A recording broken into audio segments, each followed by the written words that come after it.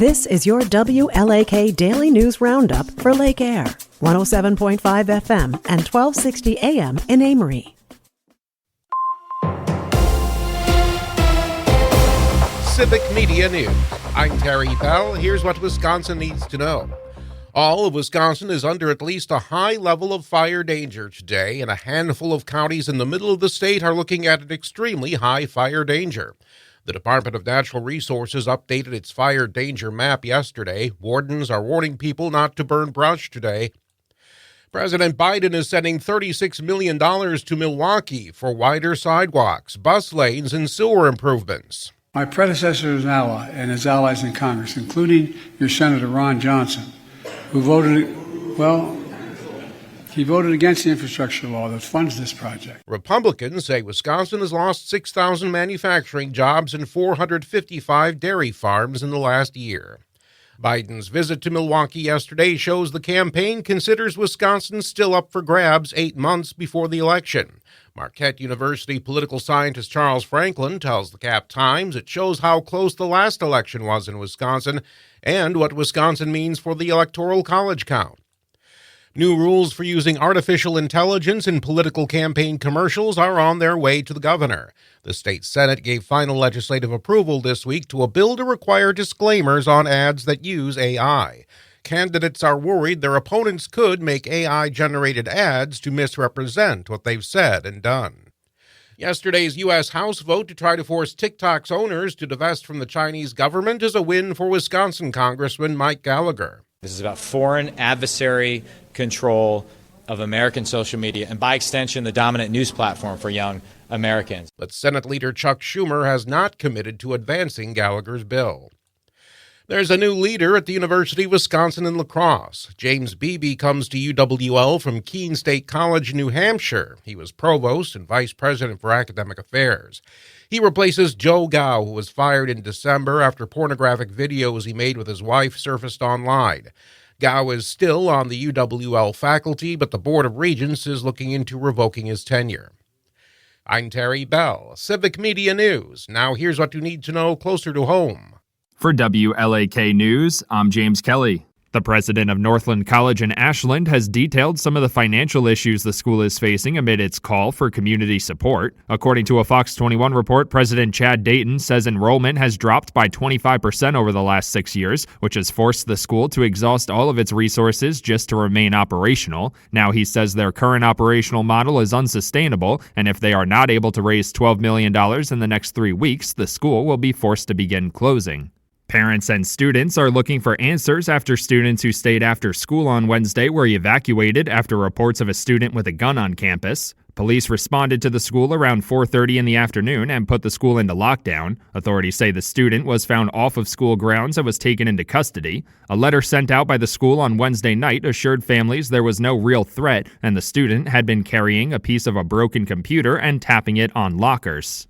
Superior residents continue to clash over the future of the Namaji Trail Energy Center project as a city planning commission meeting looms. Those against the plant say they're worried about air quality and environmental impacts on a sensitive area, with residential homes located less than a mile from the proposed project location. Proponents of the project say it's a step towards cleaner energy. The plan for the energy center is expected to be presented at next week's Planning Commission meeting.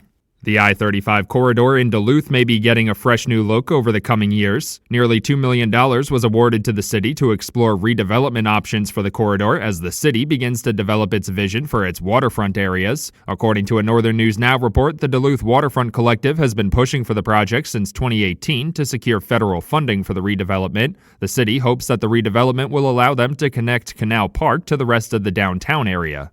The sale of multiple homes in Duluth's Park Point neighborhood to a billionaire has drawn the attention of residents and local officials. According to a Northern News Now report, Duluth Mayor Roger Reinhardt sent a letter to Kathy Cargill asking what the plans for the land along Minnesota and Lake Avenues is. While Reinhardt noted that Cargill is well within her right to buy the land, the letter noted that a lack of housing is a major problem facing the area and losing more residential housing options is not helpful to the city.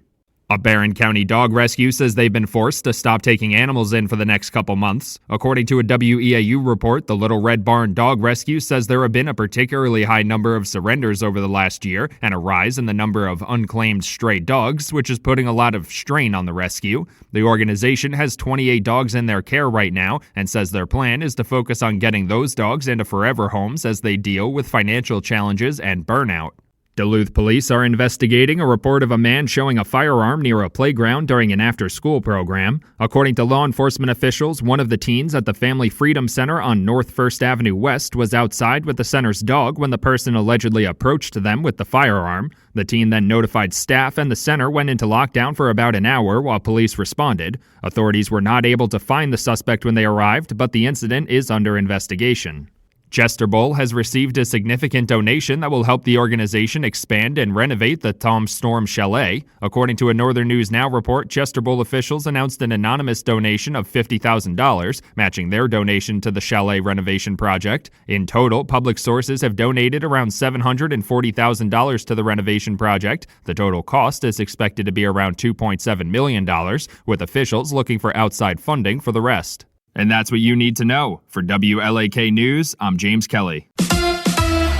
Bad news for the Brewers bullpen. Hi, I'm Mike Clemens with sports. The Milwaukee Brewers have learned that they'll be without their closing pitcher, Devin Williams, for the start of the season. Following a series of tests in L.A., doctors found 2 stress fractures in Williams' spine. He's been dealing with back pain going back to last September. Estimates are he'll need at least 12 weeks to rest and recover before he can pitch again. The Brewers losing 15-4 to the White Sox. Manager Pat Murphy calling it a terrible performance. The Brewers have named Bryce Turang as their starting second baseman. Turang making some incredible plays in the infield last season and says he's working on his hitting with the advice of his father Brian, who played for the Mariners in the early 90s. Did it help? Yeah, I worked extremely hard. Definitely did some talking with my dad and worked hard to just kind of get back to the ways of, line drives back up the middle, putting myself in the best situation to do that. It's been good. I feel really good up there. And college hoops, the Big Ten's men's tournament underway at the Target Center in Minneapolis. The Badgers playing Maryland this afternoon. After they beat Rutgers last night, Wisconsin is the 5 seed. The Badgers 3-8 in the last 6 weeks. Is that enough to get in the NCAA tournament? Greg Gard. Again, you go back to November, December, January, you sputter a little bit in February. We've got a really good resume. I'm not going to get it onto the quad 1s, quads 2s, and who has the most quad 1 wins and all that. That's Badgers head coach Greg Gard. With sports, I'm Mike Clemens.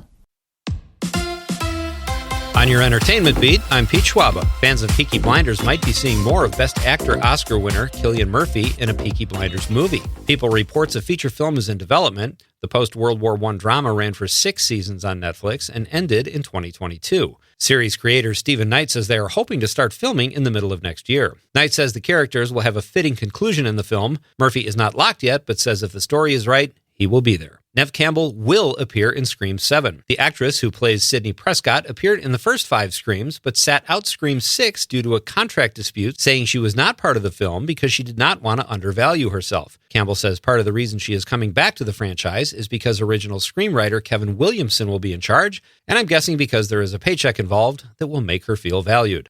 The Batman Part 2 has been delayed by a year. Yahoo Entertainment reports that the release date for the film starring Robert Pattinson has been pushed to October 2, 2026. Warner Brothers is not giving a reason, but it might be to avoid being upstaged by one of their own villains. The Joker sequel drops in October of this year. There's also a Penguin project in the works. Personally, I'm waiting for the Alfred movie. Actor Brad Cooper did not win an Oscar, but he showed up on Abbott Elementary in a funny scene where students couldn't figure out what movie he was in. It was Maestro. The down-to-earth Cooper, a native Pennsylvanian, has been nominated several times for an Academy Award and usually brings his mom as his +1 and did so again this year.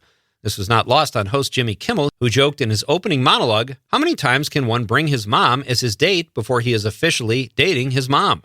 Laughter is the best medicine. Fans of Peaky Blinders might be seeing more of Best Actor Oscar winner Cillian Murphy in a Peaky Blinders movie. People reports a feature film is in development. The post-World War I drama ran for 6 seasons on Netflix and ended in 2022. Series creator Stephen Knight says they are hoping to start filming in the middle of next year. Knight says the characters will have a fitting conclusion in the film. Murphy is not locked yet, but says if the story is right, he will be there. Neve Campbell will appear in Scream 7. The actress who plays Sidney Prescott appeared in the first 5 Screams, but sat out Scream 6 due to a contract dispute, saying she was not part of the film because she did not want to undervalue herself. Campbell says part of the reason she is coming back to the franchise is because original screenwriter Kevin Williamson will be in charge, and I'm guessing because there is a paycheck involved that will make her feel valued. For more showbiz fun, tune into Nightlight with me, Pete Schwaba, every night between 7 and 9 p.m. on the Civic Media Radio Network. Mostly cloudy with a few off and on light showers possible today. Our high 52 this afternoon with wind out of the northeast at 5 to 15. Tonight clearing 28. Tomorrow sunshine 51. By Saturday it'll be partly to mostly cloudy and windy with a high of only 49. I'm meteorologist Sean Cable. Right now it's 39. That's your WLAK Daily News Roundup from Civic Media. Subscribe to this podcast on Spotify, Apple, or wherever you find your podcasts. Find more news at lakeair.radio.